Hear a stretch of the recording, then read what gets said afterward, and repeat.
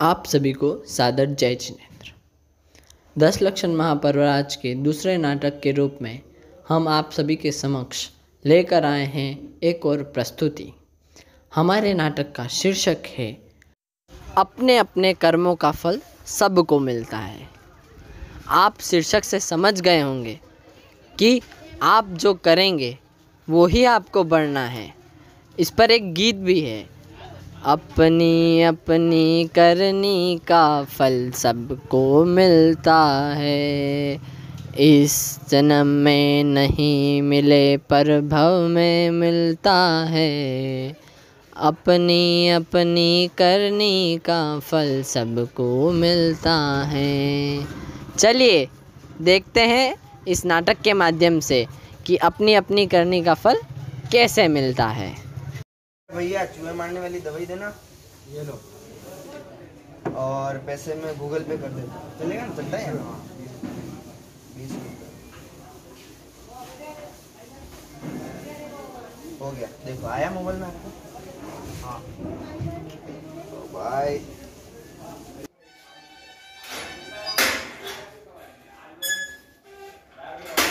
आज तो चूहे मारने की दवाई में मजा आ जाएगा। आज तो चूहा गया। ये है निशांक। ये चूहों से बहुत परेशान है। दवाई यार, चूहे मारने की दवाई रखूंगा मैं वहाँ नहीं, वहाँ पे चूहा आएगा नहीं। कहाँ रखूं? पंखे पे? अरे नहीं नहीं नहीं, पंखे पे कैसे आएगा? ओ बड़ी मुश्किल से लाया था। यहाँ रख देता हूँ। आज तो मजा आ जाएगा। चूहा खत्म। एक काम करता हूँ, मैं यहाँ छुप जाता हूँ, चूहा मर जाएगा।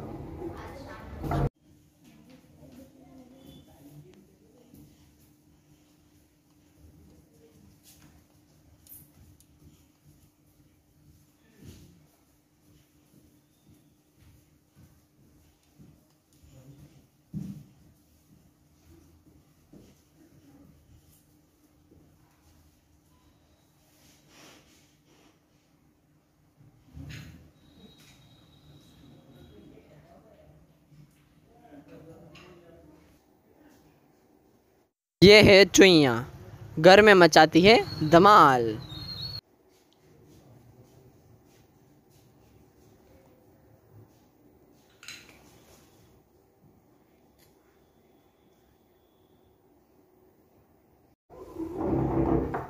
चूहा मरा भी। ओ चूहा मर गया जेरी, फटाफट ये देख, चूहा मार दिया मैंने। आखिर मरी गया, परेशान करता था बस। देख ये मैंने चूहा मार दिया। ये है निशांक की बहन चेरी। देख चूहा मार दिया मैंने। आपने क्या कर दिया? आपको बहुत पाप लगेगा। नमो अरिहंताडम, नमो सिद्धाडम, नमो आयरियाडम, नमो वज्रायाडम, नमो लोहे सब साहूडम। ये क्या सुना रही है तू? भैया मैं इस मरे हुए जीव को नमो अरिहंताडम सुना रही हूँ ताकि इसकी गति अच्छी हो। और आपको पता नहीं है आपने कितना बड़ा पाप किया। आप जैसा करोगे वैसे ही आपको भोगना पड़ेगा। क्या बोल रही है? मेरे को कुछ समझ नहीं आ रहा है। हमारी पाठशाला में हमारे भैया जी ने हमें एक कहानी सुनाई थी। चलिए वो मैं आज आपको सुनाती हूँ। तो चलिए हम सुनते हैं और देखते हैं हमारे भैया जी ने हमें पाठशाला में कौन सी कहानी बताई है। ये बात है रामपुर के राजा दयावान। ये अपने पिता के उत्तराधिकारी के रूप में रामपुर की राजगद्दी का मान बढ़ा रहे हैं और अपनी प्रजा में अपना कर्तव्य और अपनी निष्ठा को चारों ओर फैला रहे हैं। इनकी चर्चा आसपास के टोकर, पिपला भाटला, ढारेटा, घोड़ासर सारे राज्यों में इनके नामों की चर्चा ही चर्चा है। तो चलिए देखते हैं हमारे राजा साहब क्या करते हैं। देखो ये हैं रामपुर के राजा दयावान। ये बड़े न्यायपूर्ण, निष्ठावान, कर्तव्य प्रेमी और प्रजा के हितकारी, प्रजा के लिए सोचने वाले और प्रजा की मदद करने वाले हैं। मंत्री, बहुत समय हो गया है, चलो आज नगर भ्रमण पर जाते हैं। ये है मंत्री पोपटलाल और ये हैं राजा के सबसे वफादार। पर क्यों महाराज आज अचानक नगर भ्रमण पर? हम देखना चाहते हैं कि हमारी प्रजा में कोई दुखी तो नहीं है। अरे महाराज, आपके रहते हुए कौन दुखी होगा? पर आपकी इच्छा है तो चलिए। पर मेरा एक सुझाव है, अपन वेश बदल कर जाएंगे। हाँ, मुझे तुम्हारा सुझाव अच्छा लगा। चलो चलिए महाराज।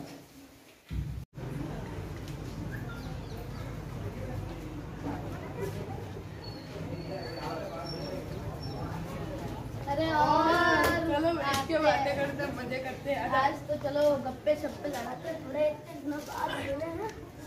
बाकी कैसे बढ़िया यहाँ चल रहा है अभी तो। ये हैं हमारे गट्टू भाई और टट्टू भाई।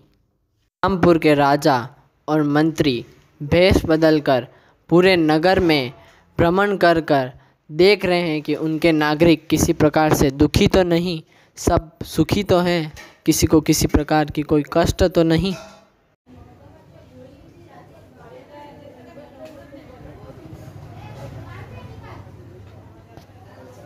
और भाई भाई साहब कहाँ से हो?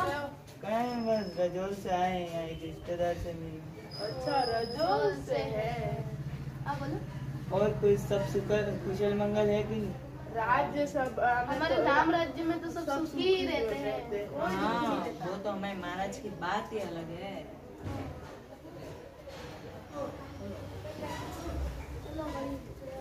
और संधू भाई के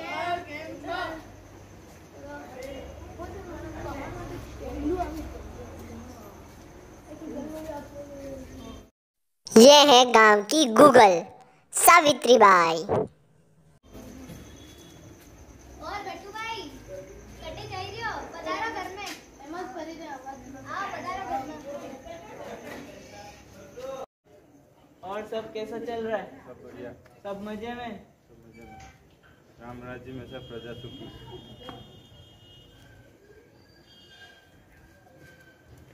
राजा और मंत्री दोनों नगर भ्रमण कर फिर से राज्यसभा में आते हैं और देखते हैं कि किसी भी प्रजाजन को कोई तकलीफ़ तो नहीं। और उसी वक्त राज्यसभा में 3 प्रजागण आते हैं और अपनी समस्या बताते हैं। की जय हो महाराज की जय हो महाराज की जय हो। महाराज, गांव के कुछ लोग अपनी समस्या लेके आए हैं। क्या समस्या लेके आए हो, बताओ। महाराज की जय हो। महाराज मेरी धोती फट गई। कहाँ पे फटी? वो तो नहीं बता सकते। तुम चुप रहो, महाराज की समस्या बताने दो। हाँ बताओ। महाराज की जय हो। क्या ही बताए, वो कमबख्त शेर हमारी बकरी को लेके चला गया। महाराज की जय हो। पेट है गोल, क्या बताऊं, वो शेर ने मेरे भाई को मार दिया। और महाराज उस शेर ने मेरे गाय के बछड़े को भी निगल लिया, उसे चीर चीर कर खा लिया। अब आप ही बताइए कुछ। मुझे तुम्हारे भाई की मौत पे दुख है। हम अभी उस शेर का कुछ करते हैं, तब तक तुम जा सकते। जय हो महाराज की जय हो। राजा अपनी प्रजा की समस्या को सुनकर मंत्री और सिपाही के साथ कुछ गांव के लोगों को लेकर जंगल में उस शेर का खात्मा करने के लिए निकलते हैं। ढूंढो सिपाहियों, चारों ओर ढूंढो, यहीं कहीं शेर होगा। जल्दी सिपाहियों ढूंढो।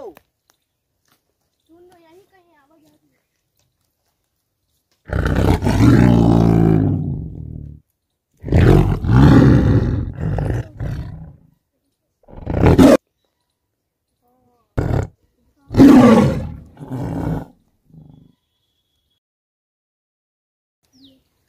सिपाहियों, लगता है शेर उधर है। उसमें लकड़ियां भरवा दो और जला दो। हाँ उधर ही है शेर।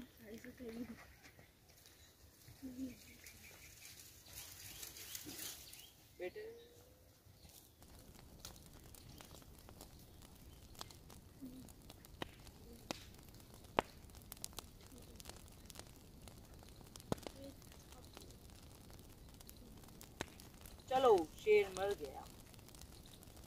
शेर अब तो गया। अब चलो, तो शेर की बला टली। अब साला आएगा नहीं। राजा इसी प्रकार अपने कर्तव्यों का पालन करते हुए पूरे 25 साल रामपुर में अपने शासन को चलाते हैं और फिर उसके बाद वो दिगंबर मुनि दीक्षा लेने की सोचते हैं। और इसी बीच जो जंगल में शेर के रूप में जो जीव था वो उस समय राजा ने उसे जलवा दिया था, तो वो जीव मरकर और उसकी अगली पर्याय में वो उसी रामपुर नगर का एक किसान आदमी बनता है और उसका नाम होता है शांतिलाल।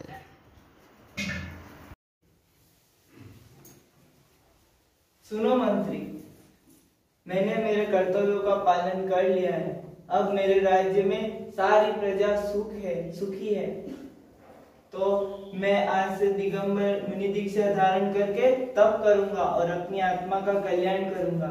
आज से ये पूरा राज्य मैं तुम्हें सौंपता हूँ। महाराज,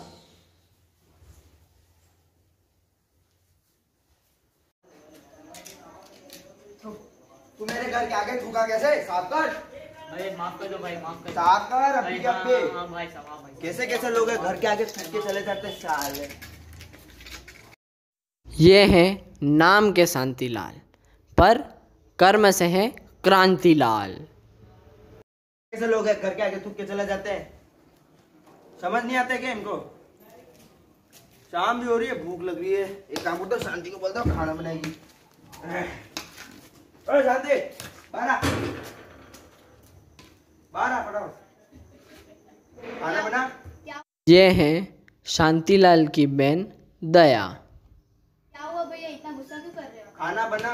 नहीं, अभी बना रही हूँ। बना अभी के अभी चाहिए मेरे को, खाना बना जा फटाफट।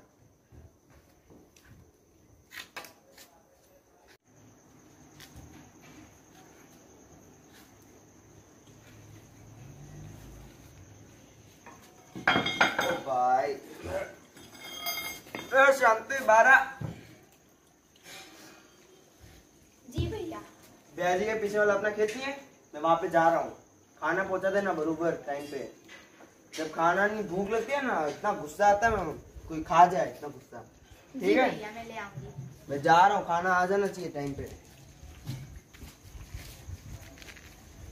राजा दयावान, जो अभी वर्तमान में दिगंबर मुनि अवस्था में है, वो विचरते हुए कुछ 2-3 सालों बाद फिर से रामपुर राज्य में आते हैं और काल चक्र का ऐसा पहिया घूमता है कि वो विचरते विचरते आकर उसी शेर जिसे उन्होंने राजा थे उस समय जंगल में गुफा में जलवाया था, वही शेर जो अभी मनुष्य पर्याय में शांतिलाल के रूप में उन्हीं के राज्य का निवासी है, उसी के खेत में तप करते हैं।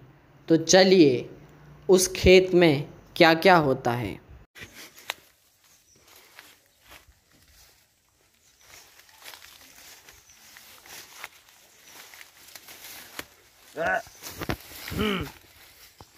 पोकड़ा होगी कि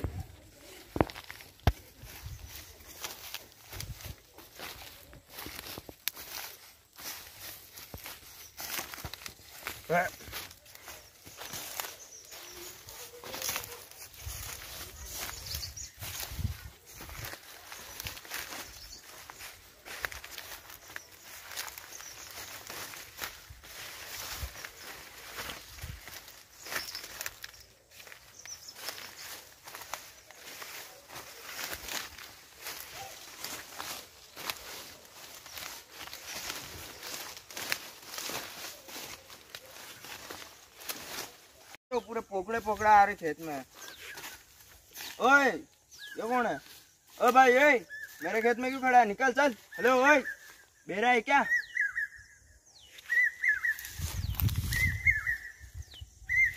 बेरा ही लग रहा है। अच्छा सुन, मेरी बहन आएगी, टिफिन लाएगी, यू बोल देना मैं दूसरे खेत में गया हूँ।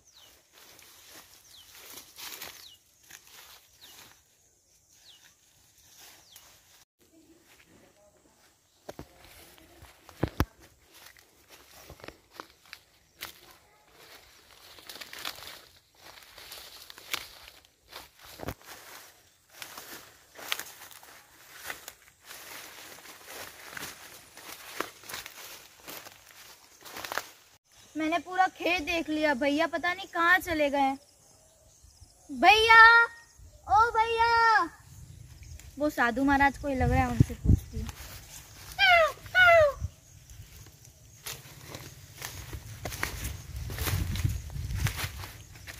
ओ महाराज, ओ महाराज, अरे सुनते हो?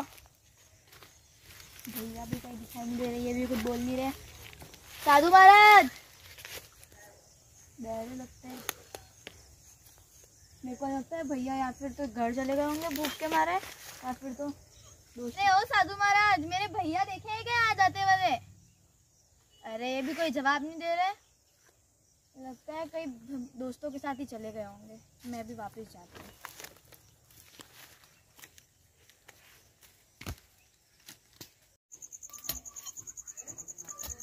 अरे पेट दुख रहा है यार, ये अभी तक खाना लेके नहीं आई। गई आज तो, ये गई टाइम पे नहीं आती, खाना लेके समझ में आएगा आज उसको बताता हूँ। अरे छोटे, बाहर निकल। क्या हुआ खाना भैया? लेके क्यों नहीं आई तू? क्या हुआ भैया, इतना गुस्सा क्यों कर रहे हो? तू खाना लेके क्यों नहीं आई, यूँ बता। मैं खाना लेके आई थी खेत पे, पर मुझे वहाँ पे आप दिखे नहीं, तो मुझे लगा आप घर आ गए होंगे, इसलिए मैं घर आ गई। वहाँ पे एक साधु खड़े थे, मैंने उनको कहा था मेरी बहन है कि उनको बोल देना खाना ले आएगी वो। मैंने उनसे पूछा भी था, पर उन्होंने कोई जवाब नहीं दिया, तो मुझे लगा कि आप अपने दोस्तों के साथ चले गए होंगे या फिर घर आ गए होंगे, इसीलिए मैं घर आ गई। एक तो मेरे ही खेत में खड़ा है, मेरे ऊपर ही दादागिरी। आज तो गया वो, तो मेरे ही खेत में खड़ा है, मेरी बात नहीं मानता है? तो वो क्या कहता, मेरी बहन है कि उसको बोल देना मैं दूसरे खेत में गया हूँ। अभी भी नहीं सुन रहा है, क्या करूँ क्या करूँ? काम करता हूँ, जला देता हूँ उसको। अब मजा आएगा, देख।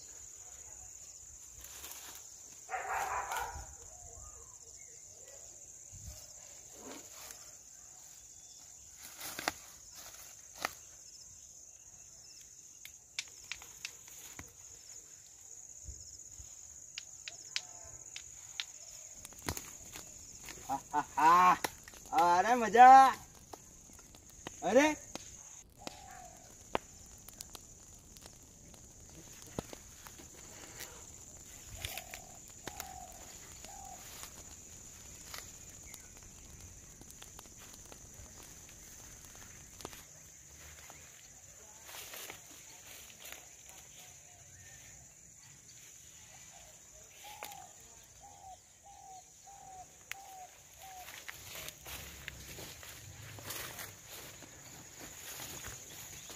शांतिलाल तीव्र क्रोध में आकर मुनिराज पर उपसर्ग करता है और उन्हें आग में जला देता है। मुनिराज कठोर उपसर्ग को सहन कर कठोर तप करते हैं और उनके सारे कर्मों का नाश हो जाता है और वो केवल ज्ञान की प्राप्ति करते हैं और मोक्ष को जाते हैं। अरे ये क्या हो रहा है? लगता है ये कोई साधु मुनिराज है। लगता है मेरे से बहुत बड़ी गलती होगी। क्षमा कर दीजिए मुनिराज, मैं आपके पैर पड़ता हूँ, क्षमा कर दीजिए। भैया, आपने देखा वो महाराज राजा थे, तभी उन्होंने जिंदा शेर को मार दिया था। जब वो मुनिराज बने तब उनपे भी उपसर्ग हुआ, इसलिए उनको भी जलना पड़ा। हाँ बहन, बात तो तू सही कह रही है, पर वे पाप तो मेरे से हो गया, इसका मैं कुछ नहीं कर सकता, पर इस पाप का प्रायश्चित जरूर करूंगा। तो आप सभी ने देखा ना, आप जैसा करेंगे आपको वैसा भरना पड़ेगा। आपके हर भव के हर कर्म का जब तक लेन देन नहीं पूरा होता तब तक आपको मुक्ति प्राप्त नहीं होगी। इसलिए आप अच्छे कर्म करते रहिए और मुक्ति मार्ग पर आगे बढ़ते रहिए। ये है बाल महावीर मंडल टोकर की एक छोटी सी हमारी संस्कृति और हमारी सभ्यता के लिए छोटा सा प्रयास। जय जिनेंद्र।